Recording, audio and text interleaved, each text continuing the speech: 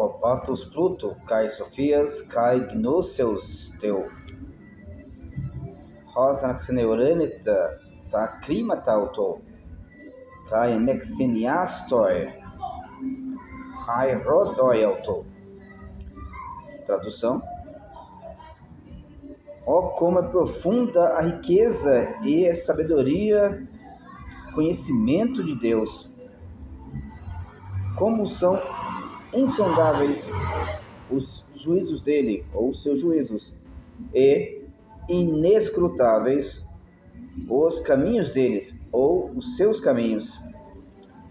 Paulo continua: Tisgar egno non Kyrio, porque quem conheceu a mente do Senhor?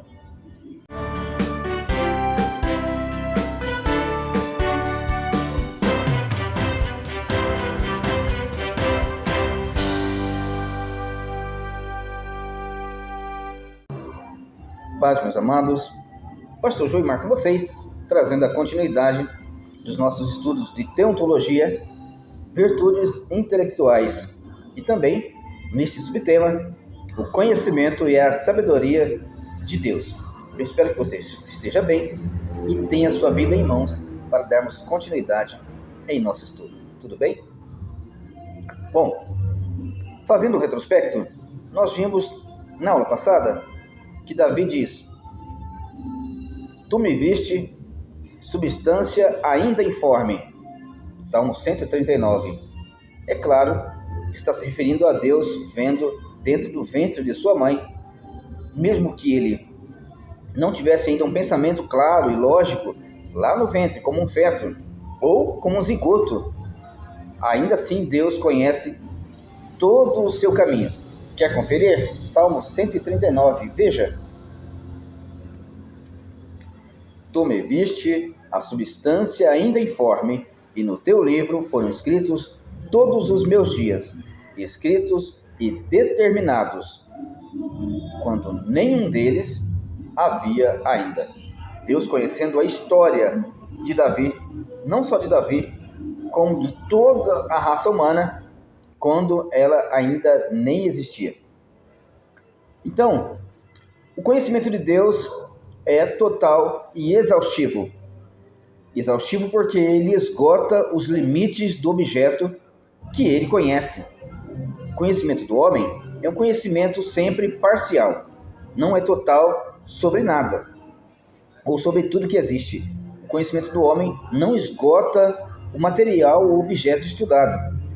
Deus esgota em conhecimento, em todos os aspectos, aquilo que ele conhece. O conhecimento dele, então, é total e exaustivo. Sobre o passado, repetindo, conhecimento sobre os indivíduos e circunstâncias, nos seus mínimos detalhes, no passado, todos os homens que já viveram, todas as coisas que existiram, tudo que existe hoje, todas as pessoas que existem, todos os aspectos de suas vidas e tudo que existirá no futuro, por toda a eternidade. Deus conhece tudo nos seus detalhes, exaustivamente. Não há nada que ele não saiba tudo sobre isto. É claro que esse pensamento já foi combatido, ou pelo menos já foi entendido de outras formas. Por exemplo, os teólogos jesuítas, segundo Luiz Berkoff, luteranos e arminianos, sugeriram uma ciência média, assim chamada, como solução do problema do conhecimento de Deus a respeito de tudo, inclusive sobre os atos futuros dos homens, sobre a liberdade humana. O nome indica o fato de que ela ocupa um ponto intermediário entre o conhecimento necessário de Deus e o livre, diferindo daquele em seu objeto, que não são todas as coisas possíveis, mas uma classe especial de coisas realmente futuras. Então eles acreditam que Deus não tem um real conhecimento dos atos livres dos homens, veja. Mas sobre eventos futuros, sim.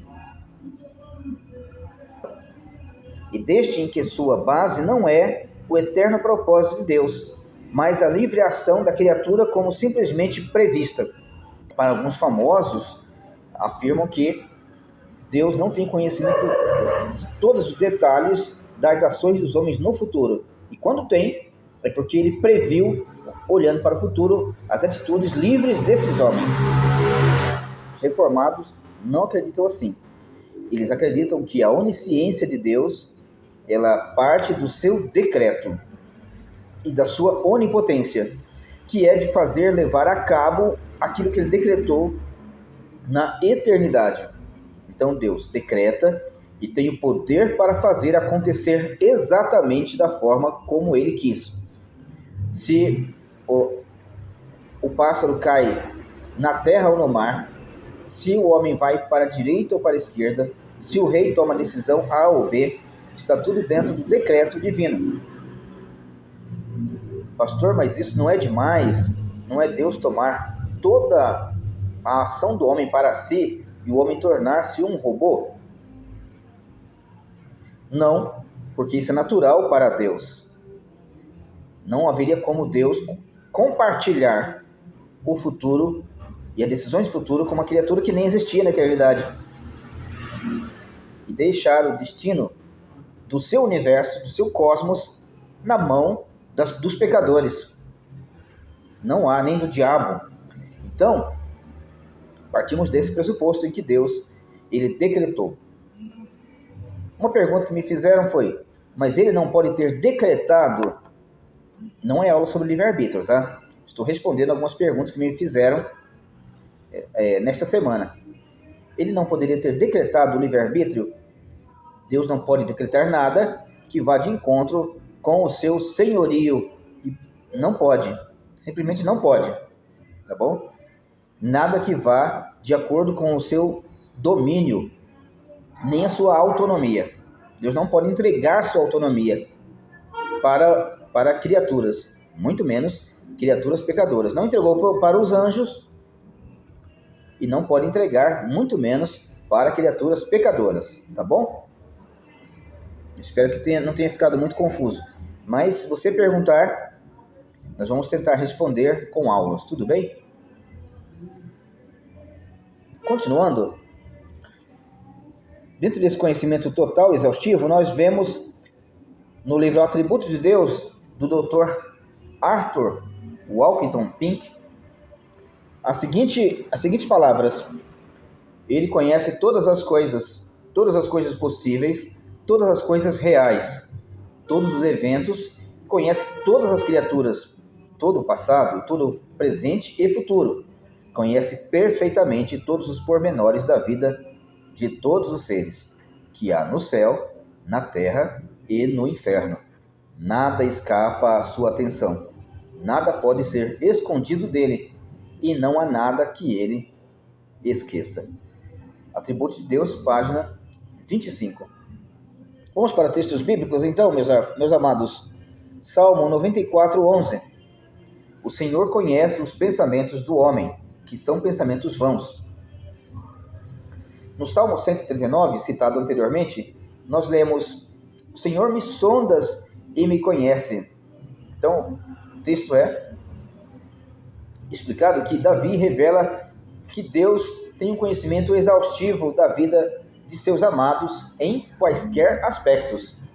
A interpretação exegética da palavra hakaritani é procura, pesquisa, perscruta, está no modo cal. Por que modo cal? Precisa falar isso? Precisa, porque mostra que ele ali examina detalhadamente algo extensivo. A palavra também que aparece, hakar, sonda, examina detalhadamente, esquadrinha, tá? Mostra a plenitude de conhecimento. Por este motivo, a palavra a seguir, yadá, tem que ocorrer junto com ela. É uma força de expressão, sonda e conhece. Por exemplo, quando você conta algo a alguém, ou alguém conta a você, e você diz, olha, verdade? E a pessoa, de forma cabal, querendo eliminar suas dúvidas, diz, verdade verdadeira. Então você já não argumenta mais. Quando ele diz sonda e conhece, ele quer dizer, Deus conhece completamente, por dentro e por fora.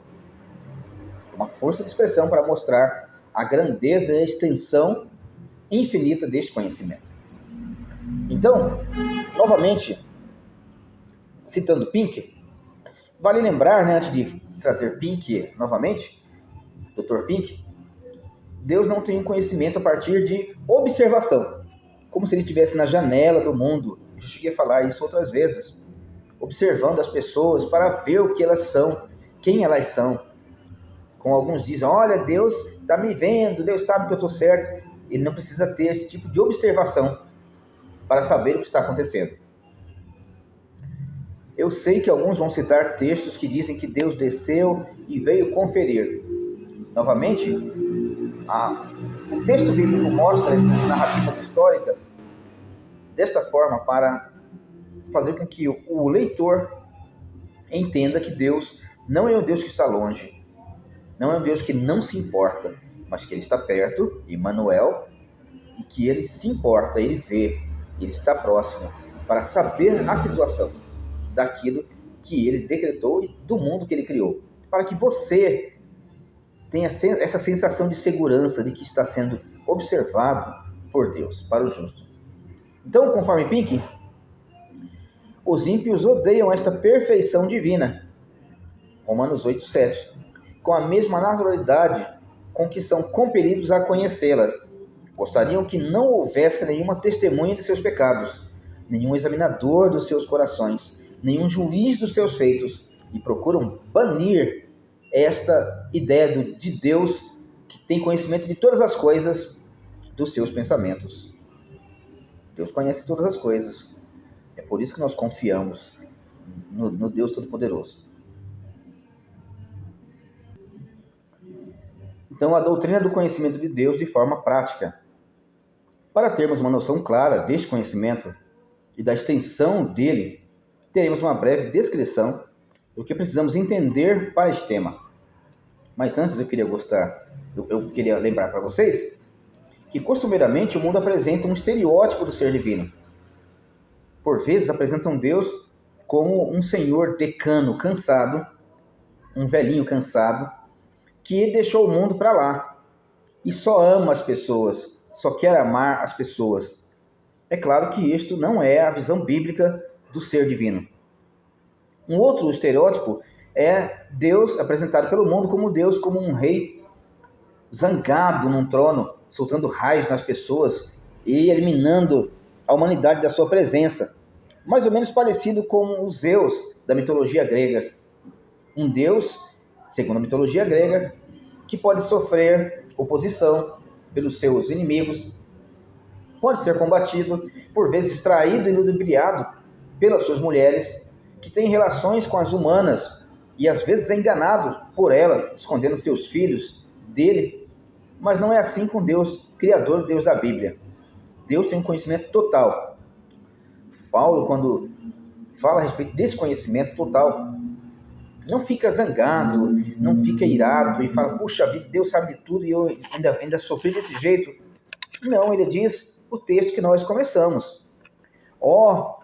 Como é profunda a riqueza e a sabedoria de Deus, os nossos textos, né, do português. A profundidade da riqueza, tanto da sabedoria quanto do conhecimento de Deus. Ele exalta a Deus, ele exclama, a profundidade da riqueza. Ele não se zanga com Deus conhecer e saber tudo e sobre todos.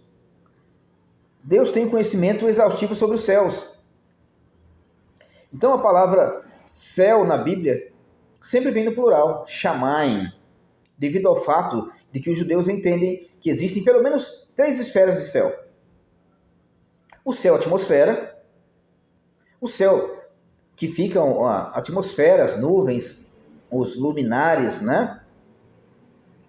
E o céu dos anjos, onde os anjos transitam, onde eles operam, de onde eles adoram a Deus e cumprem sua missão também. E o céu de Deus, o lugar onde Deus estabeleceu o seu trono. Então são pelo menos 3 tipos de céu que nós vemos aí mencionados nas Escrituras. Alguns dizem que são 7 céus, né? Nós não vamos chegar a tanto. Mas pelo menos 3. A ideia de céu nunca é isolada, céu. São céus na Bíblia. Então, na Terra, os homens têm conhecimento ainda limitado dos céus, tanto dos fenômenos atmosféricos quanto do espaço sideral, e muito menos do espaço sideral eles conhecem. E só conseguem prever alguns fenômenos atmosféricos aqui na Terra, que por vezes ainda não se confirmam. Anunciam chuva e faz sol. Anunciam sol e chove. Fazem previsão de estiagem e ocorrem chuvas torrenciais. Todavia, Deus tem completo conhecimento deles, porque os determinou nanometricamente.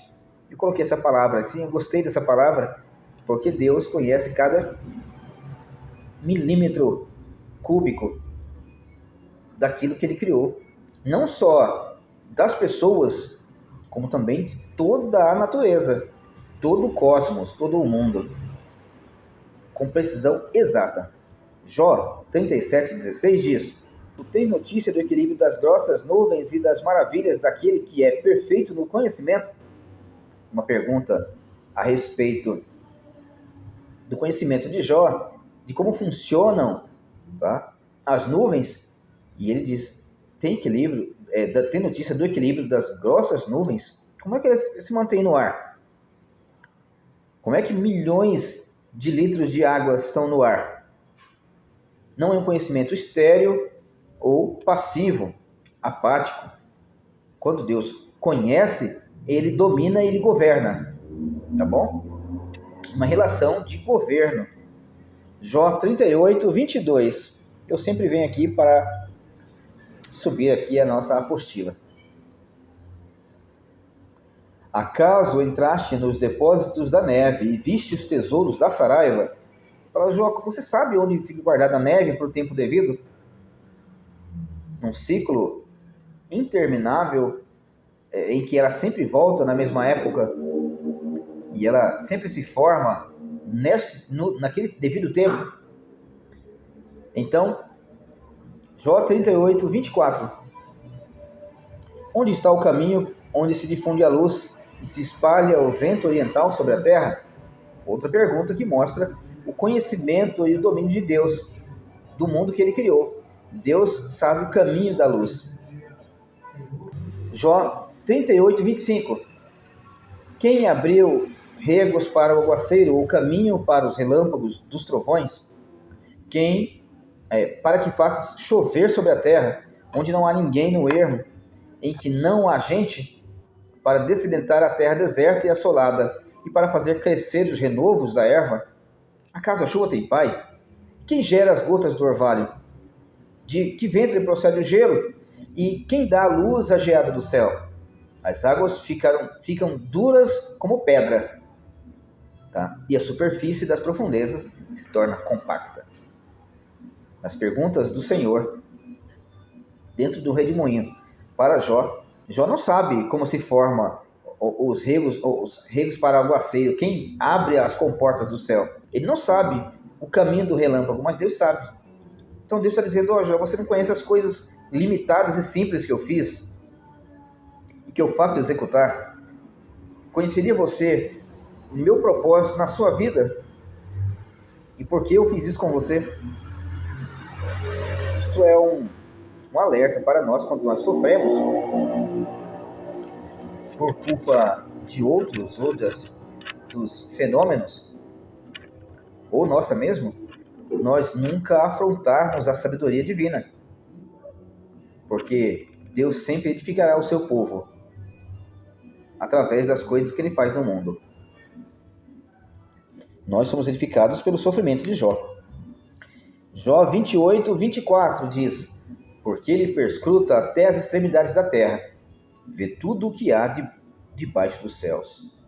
Então, Ele conhece, perscruta, examina, sabe o que acontece em cada canto do mundo.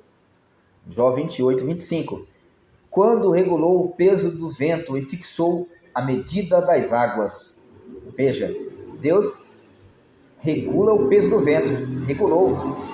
Ele sabe que é a pressão. Olha que interessante, falando de pressão do vento, peso do vento, no primeiro livro escrito da Bíblia. Então, o primeiro livro porque é o mais antigo, né? Registrado. Veja, não se falava ainda em pressão barométrica, em peso, que o vento é matéria, mas a Bíblia já fala que Deus regula o peso do vento. O que tem peso? Matéria. E fixou a medida das águas. Deus sabe cada palmo do oceano. Onde estão as águas? Onde se localizam todas as águas do mundo? E qual é a estrutura dela? Com certeza, a fórmula dela. Jó 28, 26. Quando determinou leis para a chuva e caminho para o relâmpago dos trovões. A água estaria na atmosfera, desce para a terra. Isaías diz que ela desce para a terra e faz o seu papel, cumprindo a palavra de Deus. Ela rega a terra para que haja a possibilidade de colheita e de pão a quem tem fome. E ela sobe novamente, umedecendo o ar e renovando o ciclo novamente, indo para outra direção. E outras nuvens chegam na região e fazem aquele papel, e aquelas águas que evaporam vão para outro lugar, cumprindo o ciclo que Deus determinou. Sabedoria infinita. Agora falaremos a respeito do conhecimento exaustivo de Deus sobre o que se passa na terra. Continuando, Jó 38, 4. Onde estavas tu, Deus dizendo para Jó, quando eu lançava os fundamentos da terra? Diz-mo, se tens entendimento. Quem lhes pôs a medidas, se é que o sabes? Então, falar sobre a medida da terra, sobre os alicerces da terra, a palavra filamentos no grego, na Septuaginta. Então, aqui é as colunas que sustentam a terra. Lembrando que Deus fala sempre com o homem na linguagem que o homem pode entender. Tá bom? Então, você que é geólogo, que é físico, que é historiador, outro cientista de outro ramo da ciência, né? Fora dessas que eu falei, sempre se lembre que Deus está falando com homens simples, não tem o conhecimento tecnológico de hoje, mas mesmo assim, suas palavras são firmes, não são ingênuas, são simples e vão se confirmando, sem poderem ser refutadas.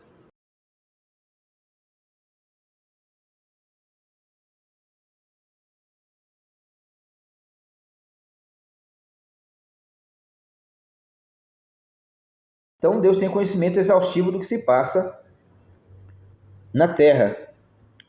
Isaías 40, verso 12. Quem na concha de sua mão mediu as águas e tomou a medida dos céus a palmos?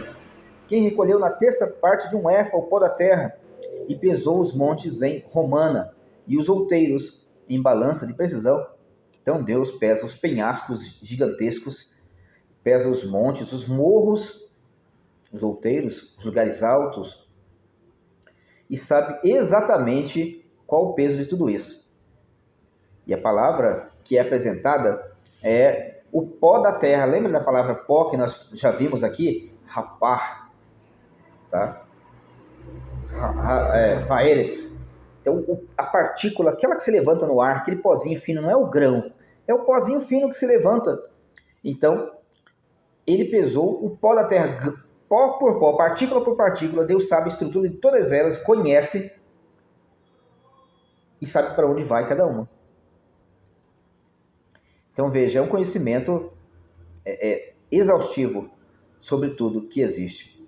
O texto de Isaías, a mensagem principal é para que o rei confiasse e o povo deixasse aliança com os estrangeiros que os levavam a pecar com a idolatria, a autossuficiência de terem uma boa produção, lá no século VII a.C., e confiassem no Senhor. Vocês têm que confiar em mim.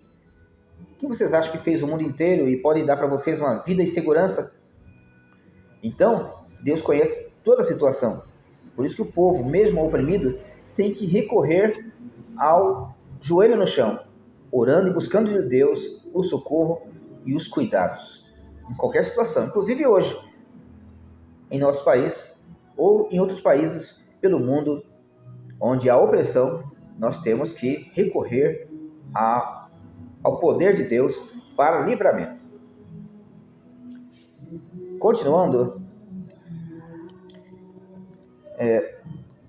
Deus tem conhecimento exaustivo do que se passa no céu, entre os astros. Isaías 40, 26. Levantai ao alto os olhos e vede. Olhe para o céu. Deus está dizendo: quem criou estas coisas? Aquele que faz sair o seu exército de estrelas, todas bem contadas, aos quais ele chama pelo nome. Por ser ele grande em força e forte em poder, nem uma só vem a faltar. Isso é maravilhoso, né, meus irmãos? Porque quando nós olhamos para o céu, eu já vi o céu de lugares que as estrelas iluminavam o chão. Alguns de vocês que já foram para a Amazônia, que já foram para o interior do Nordeste, sabem que há lugares onde não há eletricidade, a luz elétrica, que numa noite, nem noite de lua, uma noite sem lua, as estrelas iluminam o céu, claro, e sem nuvens, né? Você consegue ver a sombra a partir das estrelas. Mas você olha para aquele céu maravilhoso e consegue ver a grandeza de Deus. Salmo 19 diz: os céus proclamam a glória de Deus e o firmamento anunciam as obras de suas mãos. Um dia discursa a outro dia, e uma noite traz conhecimento a outra noite. Não há linguagem, nem há palavras, e deles não se ouve nenhum som. Contudo, o Senhor faz ouvir a sua voz e as suas palavras até aos confins do mundo. Isso é maravilhoso, porque mostra que Deus tem conhecimento. O texto que nós lemos de Isaías, agora há pouco, ele fica mais bonito quando nós vemos nos estudos da física que nosso sistema solar, nosso Sol, é uma das bilhões de estrelas que existem na galáxia. E que existem bilhões de galáxias. Galáxias são aglomerados de sistemas solares, de estrelas. Tá? E tem galáxias com mais de 1 trilhão de estrelas. É um número que não dá para contar enquanto você vive. Não dá para você contar de 1 a 1 bilhão, mesmo durante a sua vida. Também não dá muito menos de contar de 1 a 1 trilhão. Mas tem galáxias entre as bilhões que existem com mais de 1 trilhão de estrelas. E a Bíblia diz que Deus faz sair o seu exército de estrelas, todas bem contadas, aos quais ele chama pelo nome. Essa linguagem é uma linguagem pastoril do Antigo Testamento e do Novo Testamento. E o pastor que tem poucas ovelhas, olha Deus dizendo que para ele os trilhões de estrelas são poucas ovelhas. Era comum aquele que tinha poucas ovelhas chamá-las pelo nome. E elas vêm. No meio rural, você que está aí na fazenda, no sítio ou no interior, que tem contato com o meio rural, sabe que você consegue chamar algumas vacas pelo nome. E elas vêm. Ou ovelhas, ou cabras. A ideia é, para Deus, tudo isso que para nós é infinito, para Deus não é nada. Não é nada. É como se fossem poucas ovelhas que ele conhece uma por uma. A estrutura delas, quem são, e as chama pelo nome. Então, meus irmãos, por hoje nós ficamos por aqui. Continuaremos na aula que vem com uma visão rápida a respeito do conhecimento de todos os salvos. Deus tem conhecimento de todos os salvos na glória. Deus tem conhecimento de todos os anjos que o servem, inclusive do pensamento deles. Deus tem conhecimento exaustivo do que se passa na terra e do pensamento dos homens. Deus tem conhecimento exaustivo do que se passa no inferno, na mente dos demônios, na mente dos homens que estão no inferno, na mente do próprio diabo. Deus tem conhecimento das almas perdidas. Deus tem conhecimento teórico do passado, tanto do passado em si, quanto teórico do passado. Teórico do presente, teórico do futuro. Deus tem conhecimento de todas as coisas. Até a aula que vem, que Deus te abençoe. Não perda a próxima aula. Fique com Deus.